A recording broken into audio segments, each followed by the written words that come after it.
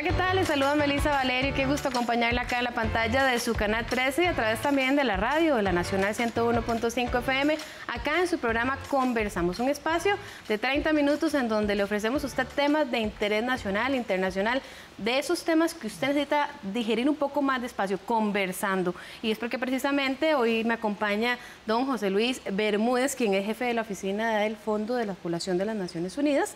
Don José Luis, muchísimas gracias por acompañarnos y darnos esa explicación de que, bueno, Naciones Unidas está en el mundo, pero en cada país tiene esas labores de ayuda, de colaboración. Así que, bueno, vamos a hablar durante este espacio lo que nos alcance, porque hay mucho de qué hablar, de todo lo que realizan ustedes. Más bien, muchas gracias por acompañarnos. No, es un gusto estar acá, en verdad, conversando con vos, la audiencia también del programa y los seguidores que tiene el canal.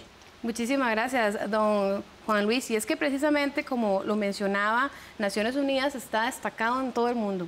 Bueno, escuchamos, vemos en noticias internacionales, pero Costa Rica no se queda atrás y también tenemos un espacio desde el Fondo de la Población de las Naciones Unidas en donde realizan una serie de campañas, unas que son a nivel global, otras que trabajan más a nivel local, ¿verdad?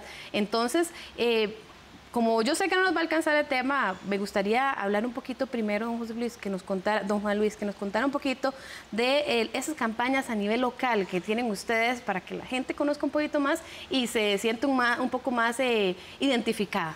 Sí, la Organización de las Naciones Unidas es una entidad intergubernamental, es decir, en el momento en el que nace como producto de la cooperación que se genera posterior a la Segunda Guerra Mundial y también de avances importantes como la Declaración Universal de los Derechos Humanos, se crea una instancia donde los gobiernos deciden que es necesario garantizar la seguridad y la paz internacionales, pero también promover la cooperación entre los estados. Y con esa cooperación mejorar la calidad de vida y evitar los conflictos. Ese es el fin fundamental que tiene la organización. Sin embargo, a lo interno hay un conjunto de agencias, de programas y de fondos que tienen mandatos diversos, cada uno relacionado con los derechos humanos. Tenemos la Organización Mundial de la Salud y la Organización Panamericana de la Salud en temas sanitarios, tenemos la UNESCO en temas de educación.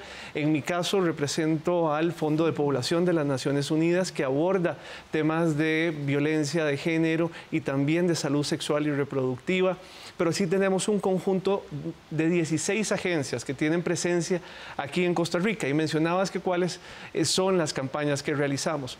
Bueno, actuamos en 4 grandes ámbitos que están establecidos en un marco de cooperación. Ese es un instrumento que se logra construir de manera conjunta con las instituciones del Estado costarricense, con organizaciones de la sociedad civil, y en el cual se establece entonces que vamos a trabajar para garantizar una Costa Rica más inclusiva, es decir, trabajar con aquellas poblaciones que podrían estar teniendo un mayor rezago en el cumplimiento de sus derechos humanos. Un segundo tema tiene que ver en cómo apoyar y acompañar a las instituciones para que la gobernanza de la cosa pública pueda estar centrada en las personas y no en el sistema, que es un mero medio para poder garantizar la vivencia de los derechos. Un tercero que tiene que ver con prosperidad compartida y es cómo lograr cerrar esas brechas territoriales de desigualdad en la economía, en el acceso a medios de vida. Y un cuarto que tiene que ver con una Costa Rica resiliente. Me refiero resiliente frente a los riesgos de desastre, cambio climático y otras grandes tendencias. Habiendo dicho esto, el Fondo de Población de las Naciones Unidas ha estado durante los últimos 40 años aquí en Costa Rica desarrollando campañas para garantizar un principio básico que es la autonomía corporal. ¿Qué es lo que definimos como autonomía corporal? Que las mujeres y las personas puedan tomar decisiones sobre su propio cuerpo. ¿Para qué? Bueno, básicamente para que cada embarazo sea intencionado, para que cada parto sea seguro y para que las personas puedan alcanzar su máximo potencial a lo largo de la vida. Una de las campañas más recientes con las que ustedes han trabajado se llama campaña Body Right, ¿verdad? Que ha llamado mucho la atención porque además la presentaron hace algunos meses en el Fashion Week Costa Rica, ¿verdad? Entonces, tal vez contarnos un poquito de qué trata. Así es, Body Right prácticamente podemos resumirlo en que busca atender una gran problemática que muchas veces permanece invisible. Una encuesta de The Economist demuestra que el 85% de las mujeres en el mundo han sido o bien víctimas o bien han presenciado algún tipo de violencia en las redes sociales contra ellas. Y frente a esta emergencia de la violencia basada en género, facilitada por las tecnologías, las redes, por los discursos de odio, decidimos hacer una alianza disruptiva. Básicamente es llevar un mensaje de manera innovadora y potente en el cual pudiéramos hacer conciencia de que lo que pasa en el mundo virtual tiene consecuencias reales y que estas muchas veces son fatales, porque estamos hablando que una vez que se han viralizado las fotos, una vez que se han manipulado estas para construir, por ejemplo, como el caso de una de las lideresas que nos acompañó, construir una imagen falsa de su cuerpo desnudo, eso puede generar depresión, eso puede generar incluso muchas veces el suicidio. Y frente a eso es necesario que las autoridades tomen acciones, es necesario que las plataformas generen un espacio seguro para las mujeres. Porque se deben regular. Sin duda se deben regular. Hoy la discusión en el mundo no es si hay que regularlas o no. La discusión es cómo hacerlo y por qué no lo hemos hecho antes.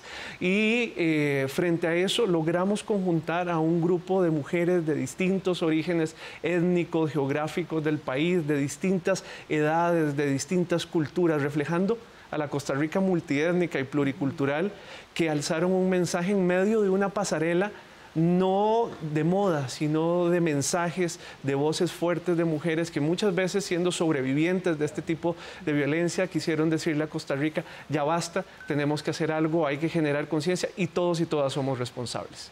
Qué bonito ese tipo de campañas, don Juan Luis, porque precisamente le da ese mensaje a la mujer del apoyo que tiene no solo a nivel gubernamental, sino organizaciones fuera que trascienden de nuestras fronteras, ¿verdad? Así es, un país que quiera realmente alcanzar el desarrollo sostenible debe entender que no lo puede hacer excluyendo a un 50% de la población de los beneficios que da el desarrollo, la economía y la participación política de las mujeres. Pero hay que entender que el espacio virtual es hoy uno donde esas relaciones económicas y sociopolíticas se desarrollan. Pero si se convierten en un espacio de discursos de odio, si se les busca excluir de ahí por parte de una herencia patriarcal donde se niega ese derecho de las mujeres, podríamos entonces estar limitando la capacidad de Costa Rica de salir adelante. Don Juan Luis, vamos a hacer nuestra primera pausa, ¿verdad? Porque el tiempo pasa volando cuando uno se entretiene y se educa de temas que nos conciernen a todos. Pero al venir de la pausa vamos a hablar también de otra campaña que tiene que ver con la población afrodescendiente de nuestro país, que también lidera la UNFA en nuestro país. Y precisamente es importante porque pasado 31 de agosto fue el Día de las Personas Afrodescendientes en nuestro país. Así que qué bonito poder hablar de ese tema. Ya venimos.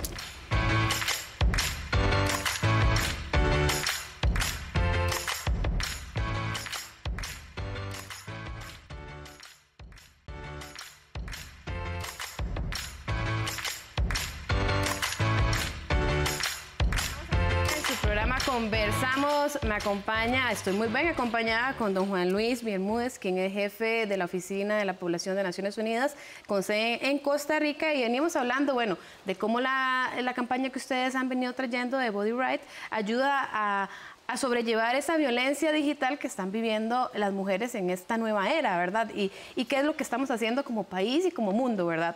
Pero ustedes también tienen otra serie de campañas y, bueno, lo decía yo antes de la pausa, que pasado 31 de agosto fue el Día de las Personas Afrodescendientes en nuestro país y ustedes trabajan muy de cerca con esta población porque, como bien lo dice su nombre, ustedes trabajan con poblaciones, ¿verdad? De todo tipo, ¿verdad? Entonces, qué importante conocer un poquito también de ese trabajo que realizan en específico. Así es, desde el Fondo de Población de Naciones Unidas nos enfocamos en lo que llamamos nosotros 3 resultados transformadores o 3 ceros. Uno de esos ceros tiene que ver con 0 muertes maternas prevenibles, 0 necesidades insatisfechas de métodos anticonceptivos y 0 violencia de género. Y efectivamente uno de los ejercicios que hacemos es garantizar que todas las poblaciones estén visibilizadas en las políticas públicas, en las estadísticas nacionales y obviamente en el cumplimiento de sus derechos. Y te preguntarás por qué, pero bueno, tiene que ver con el hecho de que cuando vemos los indicadores nacionales pueden ser odiosamente muy positivos, en el sentido de que ocultan diferencias que tienen las distintas poblaciones y los distintos territorios. Y dentro de ellas la población afrodescendiente muestra brechas importantes en relación con el resto de la población costarricense. Y esto está asociado a lo que llamamos el racismo estructural y sistémico, es decir, a la exclusión que por mucho tiempo se ha sostenido, se ha justificado. La normal. Con base al racismo, con base a la xenofobia, con base a argumentos como los discursos de odio, que el país desde la declaración de Durban en el 2001 se ha decidido atender, y ahí acompañamos a la institucionalidad a hacerlo. Y recientemente hemos publicado un informe que muestra cómo en ese primer cero, que tiene que ver 0 muertes maternas prevenibles, en todas las Américas, las muertes en mujeres afrodescendientes son más altas que en el resto de la población. Es decir, que estamos hablando que incluso dependiendo del país, podría ser que sean hasta 5 veces mayores. Quizás para traer un dato de contexto general, no solo de mujeres afrodescendientes, en América Latina y el Caribe, muere una mujer cada hora por causas relacionadas al embarazo, al parto o al puerperio, que es lo que llamamos la cuarentena comúnmente. Y frente a ello es necesario que tomemos conciencia de que el 9 de cada 10 de esas muertes son prevenibles. Y ahí es donde es necesario actuar en general en la región, pero particularmente en esos grupos que podrían estársenos quedando atrás en razón de que enfrentan más barreras de orden de acceso al aseguramiento y a los servicios de salud, relacionadas con también el racismo manifestado a la hora de brindar los servicios. Por ejemplo, voy a poner un caso, muchas veces se parte del mito de que las mujeres afrodescendientes son más fuertes, y al ser más fuertes, entonces no se le brindan todos los servicios y accesos para el control del dolor en medio de una situación de parto. Ese tipo de mitos que están ahí permeando, al fin y al cabo, un indicador tan sensible como las muertes maternas y muertes infantiles, es importante abordarlo, y para ello estamos también trabajando con la Caja Costarricense de Seguro Social, con un nuevo proyecto que es para reducir el embarazo en la adolescencia en mujeres afrodescendientes, sensibilizando los servicios y a las personas que los prestan. Precisamente esa es mi siguiente pregunta, ya un término más general, porque ustedes trabajan evidentemente con lo que es embarazo adolescente, prevención, relaciones impropias, ¿verdad? Todos estos temas que necesitamos informarnos y que las familias de todos los estratos sociales, de toda clase de educación, conozcan y prevengan. Así es, Costa Rica ha hecho un esfuerzo como política de Estado a lo largo de los últimos 20 años que ha permitido reducir en alrededor de un 50% la cantidad de embarazos adolescentes que se tienen cada año, pero todavía siguen existiendo en promedio 4 nacimientos a la semana de adolescentes tempranas o niñas menores de 14 años. Y es todavía un número alrededor de unos 5.000 nacimientos que año con año se tienen en mujeres que van de los 15 a los 19 años. Entonces, es necesario garantizar mayor acceso de los servicios de salud a las poblaciones adolescentes, no negando su sexualidad, no negando que ellas tienen una vida sexual que debe ser atendida para que tomen decisiones saludables, promoviendo y garantizando calidad en los programas de afectividad y sexualidad que el Ministerio de Educación Pública garantiza, pero también recordando lo que decías, que hay una legislación que establece que esas relaciones en las cuales hay una asimetría por la diferencia de edad, una asimetría de poder, son relaciones impropias, y esas relaciones impropias son un delito.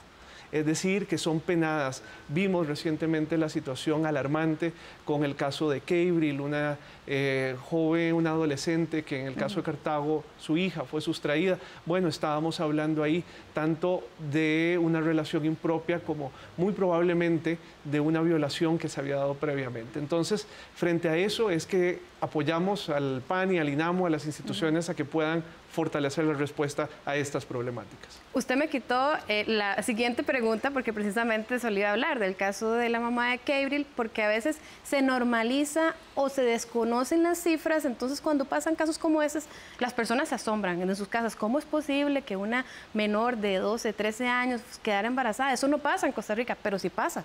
Así es, en días recientes una nota de prensa menciona como ya un caso en sentencia de un pastor que abusaba de una adolescente, como su abogado defensor decía que la relación entre un hombre que llevaba más de 10 años de diferencia de edad era una relación normal. Bueno, ese tipo de argumentos deben ser completamente erradicados. Debemos, no solamente como familias, sino como sociedades, estar atentos, porque cuando una familia está en una relación de violencia, muchas veces no pueden ellos mismos denunciar y reconocer ese patrón en el que están, y es la sociedad y es el Estado quienes deben estar vigilantes de la protección de los derechos de las niñas y niños, dentro de ellos las personas menores de edad que son las personas adolescentes. Don Juan Luis, vamos a hacer nuevamente una pausa porque el tiempo se va volando, pero otra población con la que ustedes trabajan es la población migrante. Nuestro país está viviendo una situación, la región en general, pero bueno, estamos viviendo una situación de migración compleja y bueno, ustedes están trabajando también en ella, así que al venir de la pausa les vamos a contar un poquito más, así que no se vayan.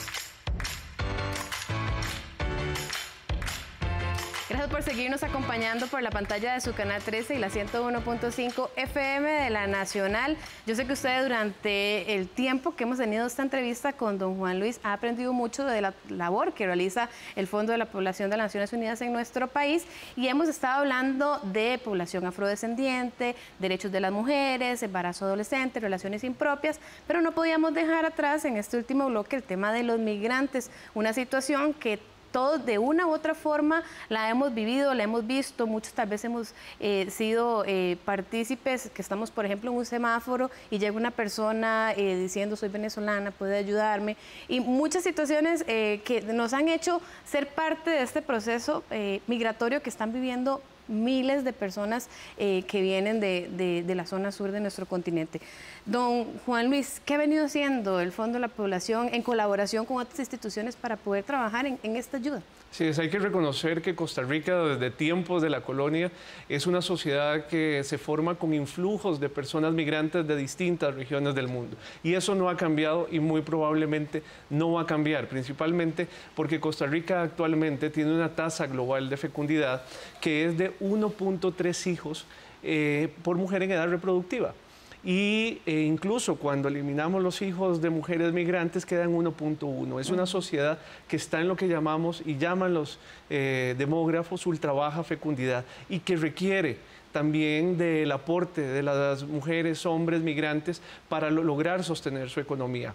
Y eso nos ha dicho un último informe de la Comisión Económica para América Latina y el Caribe, del gran aporte que realizan en conseguir el incremento de la producción en el país. Ahora bien, efectivamente la región vive flujos de movilidad humana múltiples, de múltiple origen, algunos principalmente ahora lo sentimos de sur a norte, pero también hemos tenido flujos de norte a sur por razones distintas, ambientales, políticas, sanitarias, económicas. Y frente a ello es que el país ha decidido también tener una estrategia y ha pedido acompañamiento al sistema de Naciones Unidas para tener un plan de respuesta. Ese plan de respuesta lo que busca es garantizar la dignidad, el orden y la seguridad en esos flujos humanos. Y acompañar a la institucionalidad, me refiero a la Dirección General de Migración y Extranjería, al Ministerio de Seguridad, al Ministerio de Salud, que brindan servicios cuando las mujeres, los niños, los adultos llegan a frontera. Muchas veces llegan después de haber enfrentado violaciones, de haber enfrentado lesiones, de tener enfermedades transmisibles que requieren ser atendidas. Y frente a ello es que el país, junto con las y los organismos y cooperantes, busca poder tener una capacidad instalada en fronteras, en comunidades de acogida, donde muchas veces transita la población en su ruta hacia el destino final. Entonces, lo que hacemos ahí es, por ejemplo, en el caso del Fondo Población de las Naciones Unidas, es que nosotros acompañamos importando insumos, medicamentos que no pueden ser dados muchas veces por la Caja Costarricense de Seguro Social por las limitaciones que tiene el seguro de salud, garantizando entonces la atención en salud sexual y reproductiva, en medicamentos ante la situación de infecciones de transmisión sexual o incluso allí donde ha habido un abuso poder proveer anticoncepción de emergencia en los casos que es requerido y así indicado por parte de los médicos del Ministerio de Salud, pero también acompañamos a organizaciones no gubernamentales que brindan apoyos en comunidades como en Desamparados, como en La Carpio, para que puedan tener este mismo tipo de aproximaciones a la población y tener insumos con cuales atenderle.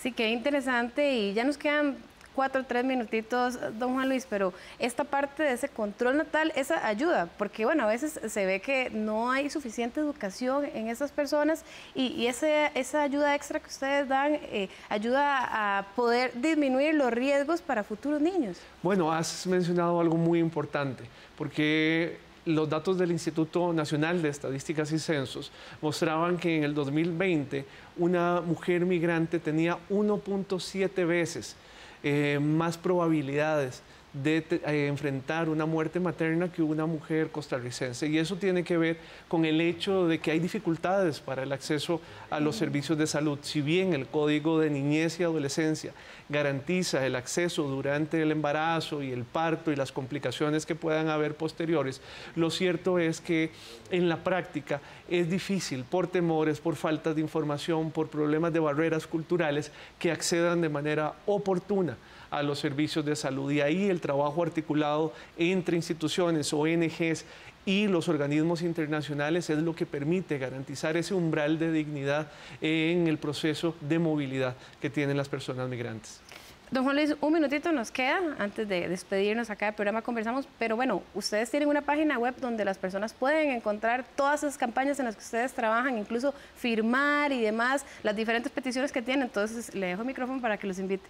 Muchísimas gracias. Quisiera invitar a todas y a todos a que se sumen, por ejemplo, a la campaña Body Right, que lo que busca es establecer el derecho de todas las personas para que puedan tener protección frente al uso de sus imágenes en Internet. Para ello les pedimos ingresar a el Facebook, el Instagram o el Twitter del Fondo de Población de las Naciones Unidas en Costa Rica, el UNFPA, y puedan firmar una de las peticiones que tenemos, que es una campaña global que permitirá hacer incidencia sobre las y los tomadores de decisión para regular el accionar de las plataformas y de cómo responden los estados frente a estas violaciones de derechos de las mujeres. Pero también encontrarán ahí información, reportes y podrán también sumarse a los distintos movimientos que impulsamos en Naciones Unidas y en el Fondo de Población. Muchísimas gracias, don Juan Luis. Apenas termine el programa, voy a ir a firmar. Por favor. Muchísimas gracias. Es un gusto estar con ustedes. Bueno, se despide Melissa, Valerio. Muchísimas gracias por haberme acompañado acá en el programa Conversamos. Espero hayan aprendido un poquito más de esa labor que realiza el Fondo de las Naciones, de la Población de las Naciones Unidas de nuestro país. Me acompaña don Juan Luis Bermúdez. Conversamos durante estos 30 minutos. Nos vemos en otro Conversemos. Que tengan un lindo día. Hasta luego.